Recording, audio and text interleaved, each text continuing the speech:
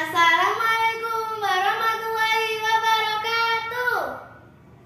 Selamat pagi teman juri yang saya hormati dan teman-teman semua yang saya sayangi.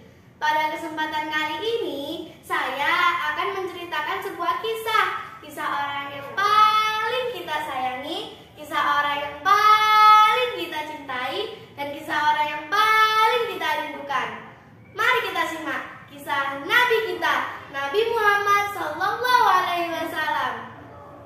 Pada suatu hari, ada sebuah kisah seorang pengemis buta yang sangat membenci Nabi Muhammad. Bahkan ia menuduh Nabi Muhammad sebagai tukang sihir dan pembohong besar. Namun, beliau tidak pernah membencinya atau dendam kepadanya. Beliau hanya tersenyum dan bersikap lemah lembut terhadapnya.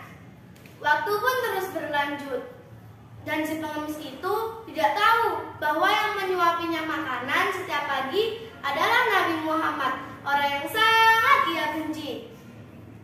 Setelah Rasulullah wafat, tidak ada lagi orang yang menyuapinya makanan. Setelah beberapa waktu, Abu Bakar bin As-Siddiq mendapatkan informasi dari Aisyah, istri Nabi Muhammad SAW.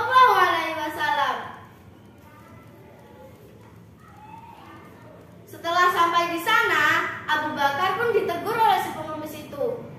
Dan si pengemis itu pun berkata, "Siapakah engkau?"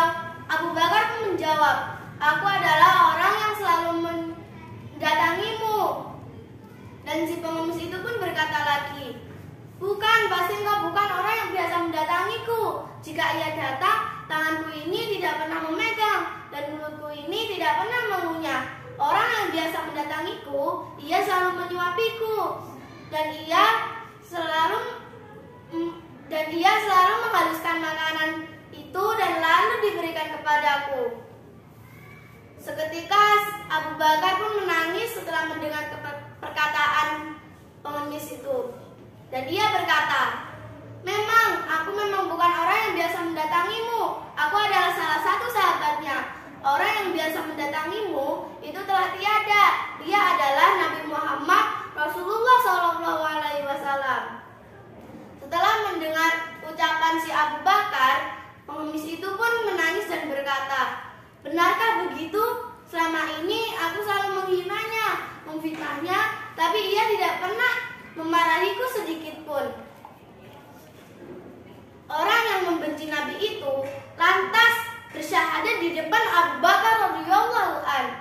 Ucap si pengemis saat bersyahadat, "Aku ingin masuk Islam dan aku ingin bersyahadat. A'udzu billahi minasyaitonir rajim. Bismillahirrahmanirrahim.